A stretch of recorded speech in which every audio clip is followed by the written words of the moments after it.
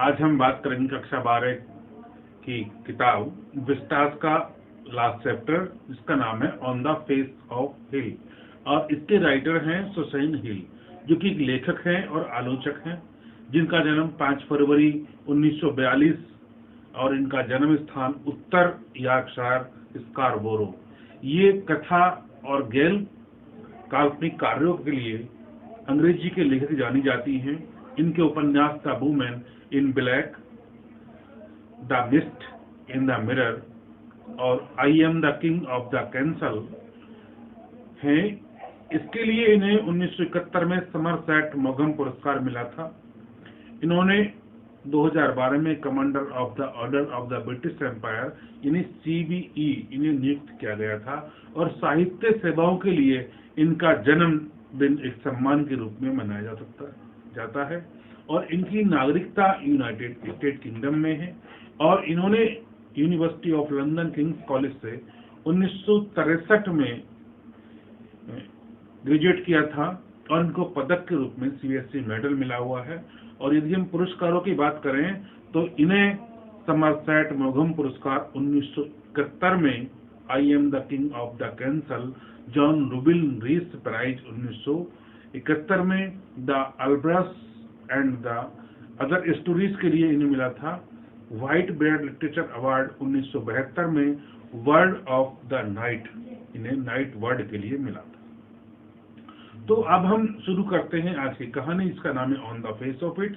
और ये कहानी शुरू होती है एक लड़के से, जो लड़का पहले से कुछ विकलांग है, और यहाँ पर उसकी विकलांगता को इस तरह से दर्शाया गया है कि यदि कोई व्यक्ति शरीर से विकलांग है तब उसमें इतनी दिक्कत नहीं आती जितनी दिक्कत उसकी मानसिकता में होती है। यदि कोई व्यक्ति अपनी दिव्यांगता को अपने मस्तिष्क पर हावी कर लेता है तो उसकी दिव्यांगता और ज्यादा बढ़ जाती है। सब कुछ यहाँ पर मन से शुरू होता है, नहीं मन के हारे हार है, मन के जीते जीत, मन ही मिलावत रामसु मन ही कर जीत। तो यदि कोई व्यक्ति मन से ज्यादा हार जाता है तो फिर शरीर भी उसका साथ नहीं दे पाता है। इसी बात को सुसैन हिल ने इस कहानी के माध्यम से बताया है। तो ये कहानी एक छोटे लड़के डेरी से शुरू होती है, जो एक बगीचे में प्रवेश करता है। एक दुर्घटना के कारण उसके चेहरे पर एसिड गिर जाता है और वो एक तरफ से जल जाता है। वह लोगों का सामना करने से डरता है कि वह लोगों के तरह तरह के तर्क का उसको सामना करना पड़ेगा, इसलिए वो छिप जाता है, क्योंकि उसका चेहरा देखकर दूसरे लोग उसको चिढ़ाते हैं। इसलिए वो अपने एकांतवास को कम करने के लिए एक बगीचे में प्रवेश कर जाता है। वहां पहले से कोई मौजूद होता है, इसलिए वह उस बगीचे को छोड़ने की कोशिश करता है। लेकिन जब उसको उस बगीचे में पहले से मौजूद बूढ़ा आदमी, जिसका नाम मिस्टर लैम है, जो बगीचे का मालिक है, उसे रोकता है। अनुमति के बिना ही पहुंचने पर डेरी अपने आप को दोषी पाता है। हालांकि लैम अपने बगीचे में उसका स्वागत करते हैं और उसे बताते हैं कि उनकी उपस्थिति के कारण उसको ये बगीचा नहीं छोड़ना चाहिए। लोग उसके चेहरे को पसंद नहीं करते जो डेरी को लगता है, और इसलिए वह उसको छोड़ना चाहता है। तब फिर से लैम ने उसे वहां रहने के लिए कहा कि तुम यहाँ पर आराम से रह सकते हो। उसके बाद वे बातचीत करना शुरू कर देते हैं, जैसे कि कोई भी डेरी को पसंद नहीं करता है और वह उन लोगों से नफरत करता है क्योंकि लोग उसके साथ इस तरह का व्यवहार करते हैं। इसके अलावा मिस्टर लैम उसे सांत्वना देने का प्रयास करते हैं। मिस्टर लैम उसे बताते हैं कि उसके पास भी विकलांगता है, उनके पास भी एक टांग है, और वह किस तरह उसका मजाक उड़ाते हैं। फिर वह अपने जीवन का पूरा आनंद लेते हैं। उसके पास तो केवल चेहरा हल्का एक साइड से जला हुआ है, लेकिन मिस्टर लैम बताते हैं कि उनकी तो एक पूरी की पूरी टांग टीन की है, यानी कि आर्टिफिशियल है, लेकिन वो इस तरह का कुछ भी फर्क नहीं मानते। वो अपने जीवन का पूरा आनंद लेते हैं। उनकी बातचीत चल रही थी, और ऐसी स्थिति होने में डेरी के डर, घृणा और अवसाद के विषय में वो विभिन्न चीजों को प्रकट कर रहे थे, ताकि उसका जो अंदर से अवसाद है वो खत्म हो जाए। इसके अलावा मिस्टर लैम सकारात्मक चीजों के बारे में सोचने के लिए उससे कहते हैं। लंबे समय से पहले वे दोस्त बन जाते हैं। लैम ने डेरी को अपने बगीचे में केकड़े सेबों को इकट्ठा करने में उसकी सहायता मांगने को कहते हैं। डेरी ने बताया कि वह अपने घर से बहुत दूर आ गया है और उसने अपनी माँ को भी यहाँ पर आने के बारे में कुछ नहीं बताया है।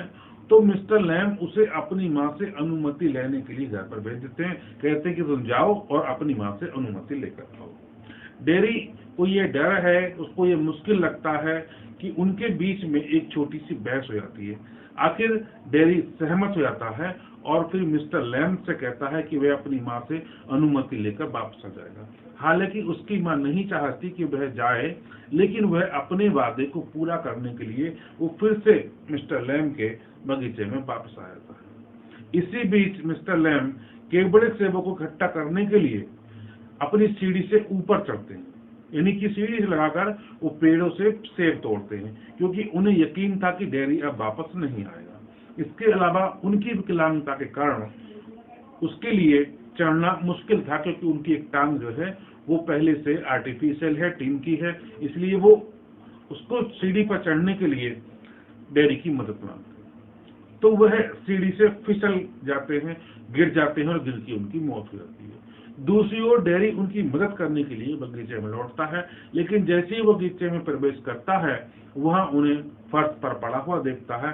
इसके अलावा वह उन्हें शांतित करने का प्रयास करता है, लेकिन उनमें कोई भी प्रतिक्रिया नहीं होती। अंत में उसे पता चलता है कि मिस्टर लैम की मृत्यु हो चुकी है और वो रोना शुरू कर देता है। तो ये इस तरह से ये कहानी यहाँ पर खत्म हो जाती है। मिस्टर लैम डेरी को ये बताना चाहते हैं कि विकलांगता शरीर में चाहे जितनी भी हो, यदि व्यक्ति अपने शरीर की विकलांगता को अपने मस्तिष्क पर हावी नहीं होने देता है तो फिर उसको किसी भी प्रकार की असुविधा समाज में नहीं होती है।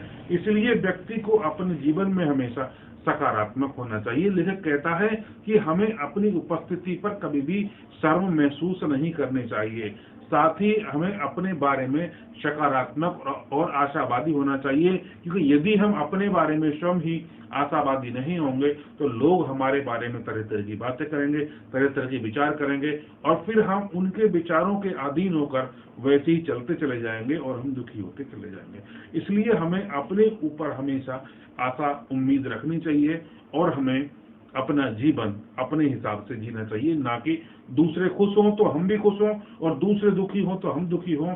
इसका मतलब है हमें अपने लाइफ का कंट्रोल दूसरे व्यक्तियों के हाथ में सौंप देते हैं और उनकी इच्छा के अनुसार हम खुश होते हैं और उनकी इच्छा के अनुसार ही हम दुखी होते हैं। तो इस चीज से यहाँ पर राइटर बचने की सलाह देता है।